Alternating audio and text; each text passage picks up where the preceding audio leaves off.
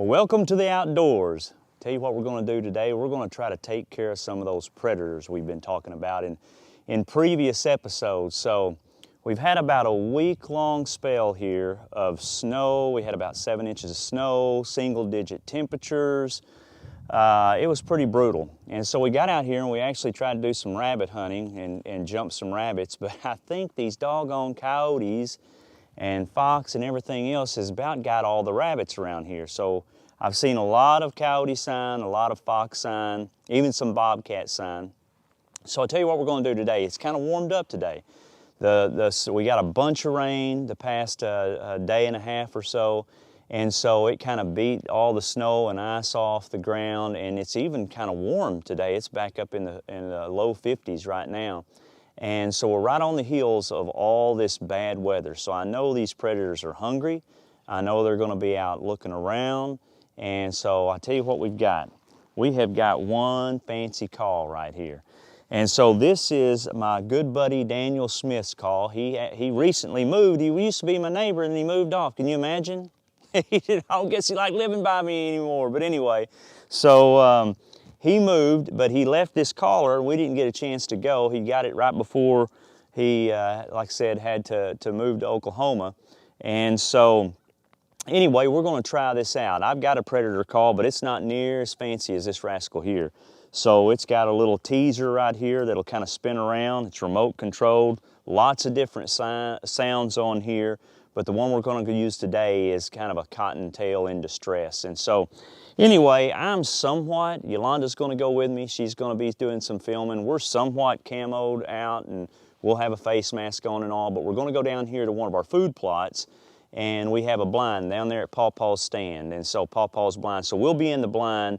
We'll be pretty much covered up and we're going to set this out there in front of it. And you know, here's the thing. Like I said, there's a lot of different sounds on this collar, but you got to use the ones that's appropriate for your area and appropriate for the time of year as well. And so a cottontail in distress, that's going to be the one that we're going to go for. And I've had success with that a lot in the past, and that's what a lot of people use when they go out predator hunting. So we're going to suit up here real quick, ease down there, and we're going right before dark. We're going to have about an hour before dark. So we're going to try to skirt around out in the field, all of the area that I would think the coyotes would be laid up in. And with Yolanda going, we'll have 2 sets of eyes out there, so we'll be able, not 4 sets of eyes, that would be 4 eyes, 2 sets of eyes. But anyway, I do know math. So anyhow, we're going to have a pretty good opportunity. So hey, you never know, but that's what we like to do this time of year. Deer season's pretty much over. We have some trapping left that we can do for the next 5 weeks or so, but predator hunting on our property we can kind of do most of the year, but we're going to start off, we kind of like to do it in between turkey season and the end of deer season, our trapping and predator hunting. So here we go. Come go with us. Ought to be exciting. Hopefully we'll call up a critter and we'll be able to take some predators out of our landscape through here. So help the turkey out before spring season gets here, all right, before they start nesting and having all those little babies running around. So come go with me.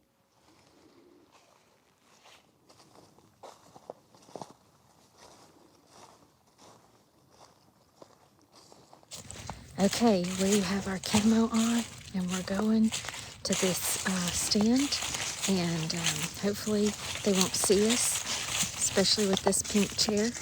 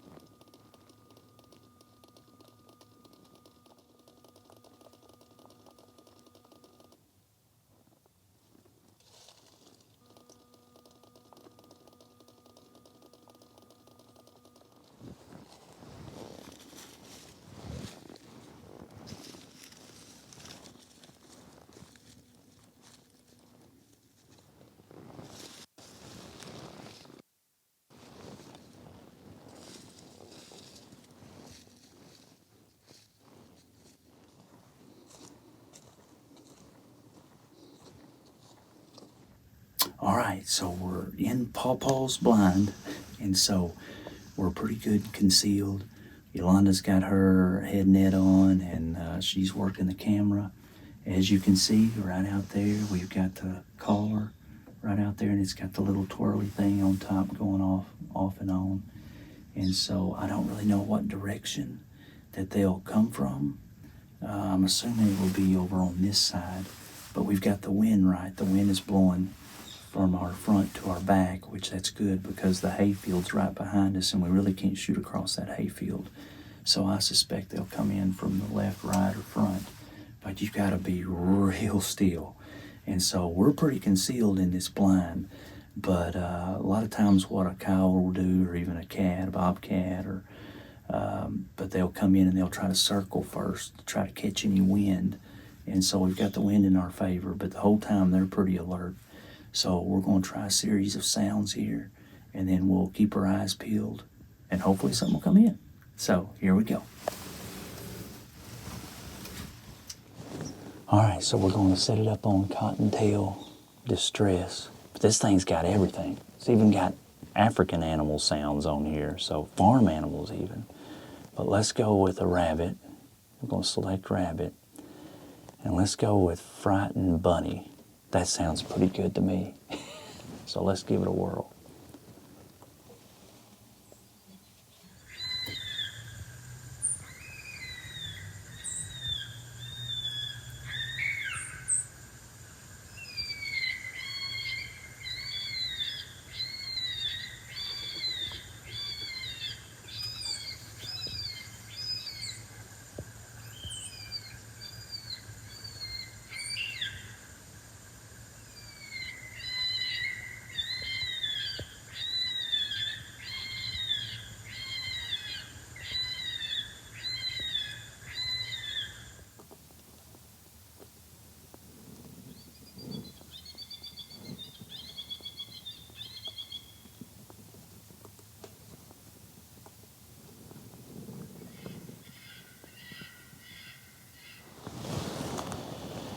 Okay, so we've been running the rabbit distress call for quite a while, off and on.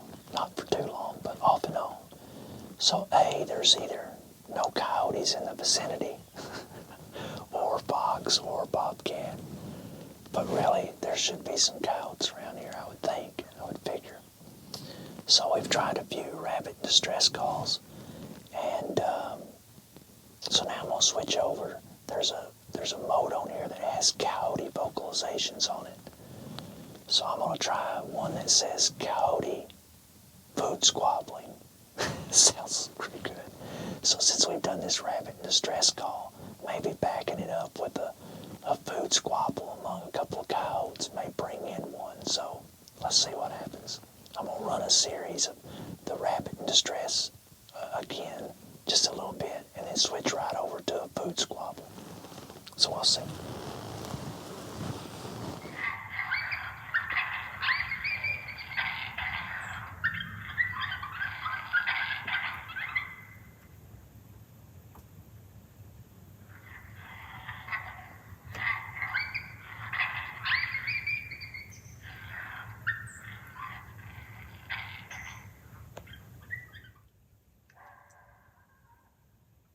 What's that?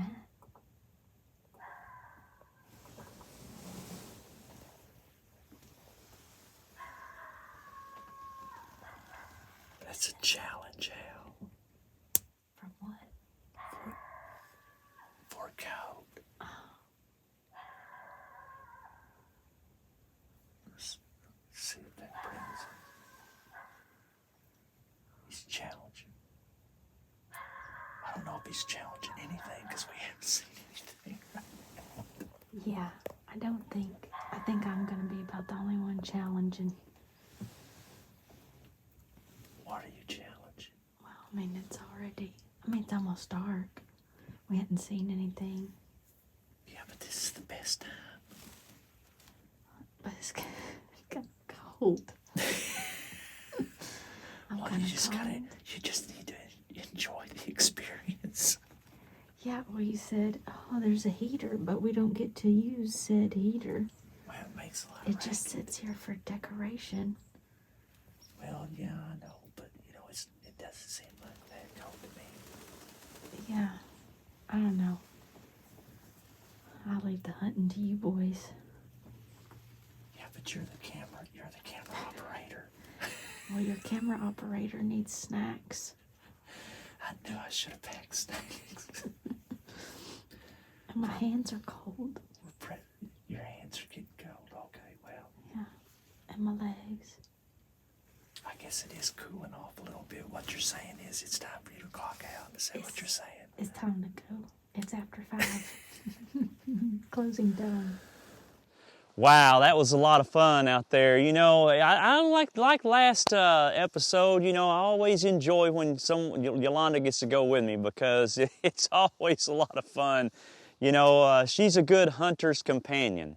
But I tell you what, you cannot forget when you take Yolanda hunting or really anywhere, snacks. You got to have the snacks. We were only out there an hour and a half, but I should have known better. I should have had the snacks packed, you know what I mean? But we had a lot of fun. We didn't get to call in any predators, maybe not. You'll just have to wait and see. But we did call in a hawk, and I got to play around with that nifty call that Daniel left us and got to really kind of utilize some of the sounds, see what they sounded like out in the woods and how I might want to mix them up for this next time. And just like, we've talked about before, you don't get to harvest something every time you go out in the outdoors, but every time I go out in the outdoors, I have fun. The outdoors is just a playground, you know what I mean? So it's just fun to get out there and, hey, stick around. The hunt's not over just yet.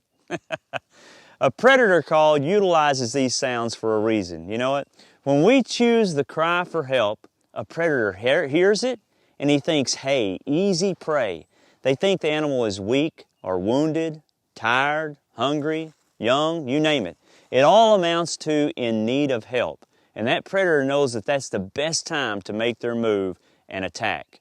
But if this were a young baby animal lost or maybe in distress, its mother might hear that same call, and you can better believe she would be ready to go and protect it or to rescue it from danger. Hey, you know what? Doesn't it feel like that with us sometimes? When we're weak, it seems like that's when the enemy just wants to prey on our minds and our hearts and wants to attack. The easy way out, or what this world says is good, is always tempting. But the enemy doesn't have to win. No, he does not.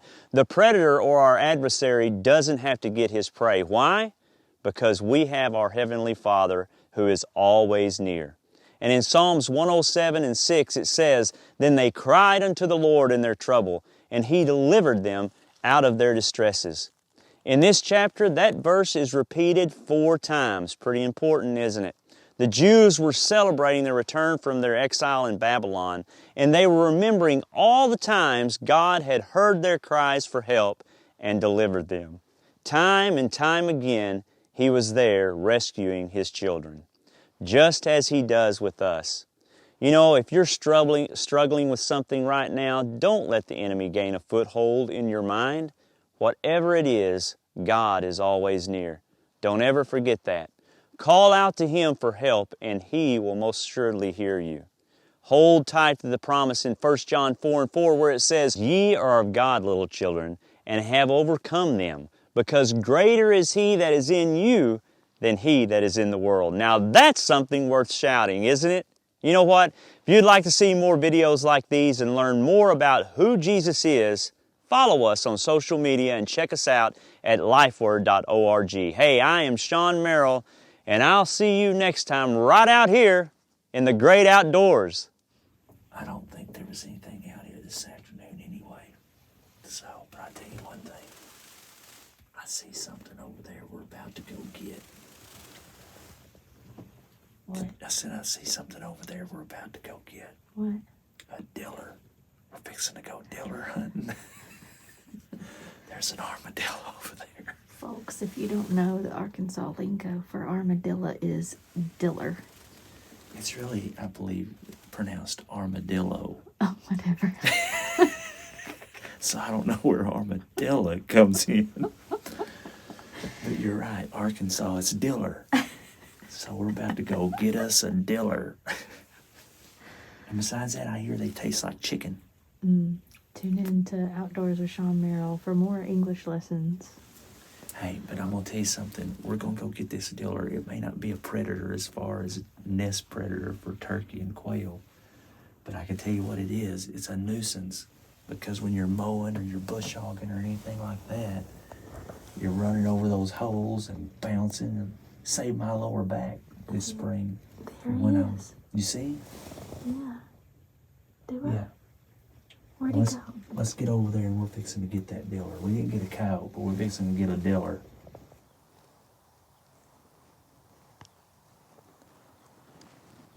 See, this is what they do. They dig these huge holes all over the place. All right, come on.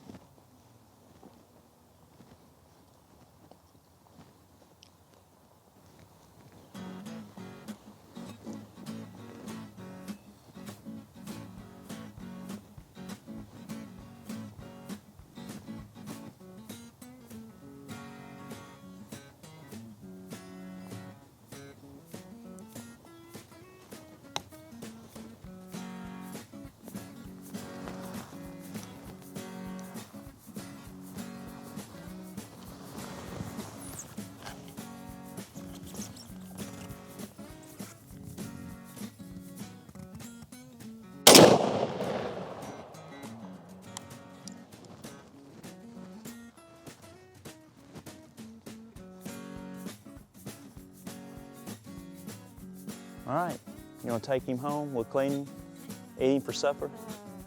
Tastes like chicken. Tastes like chicken. It does, huh? Hey, when times get tough, there you go. Possum on a half shell. Yeah, so we didn't get any coyotes or bobcat or fox on this outing. We'll come back out again. This is just our first little trip out here, and you don't go out and predator hunt and get one right off the bat. Usually you have to make several stands, but I am happy to get this dude. And the reason why is because you can take a look around. Come over here. This is my food plot that I bush hogged this fall, but this is what they'll do. They'll come out here, and like that hole that I showed you a while ago, they'll dig all these little holes all over the place. And of course they're looking for grubs and they're looking for worms and all that, but the problem is they just dig these huge holes, so when you're running across here with a tractor or something of that nature, you fall in them. I think there's another diller.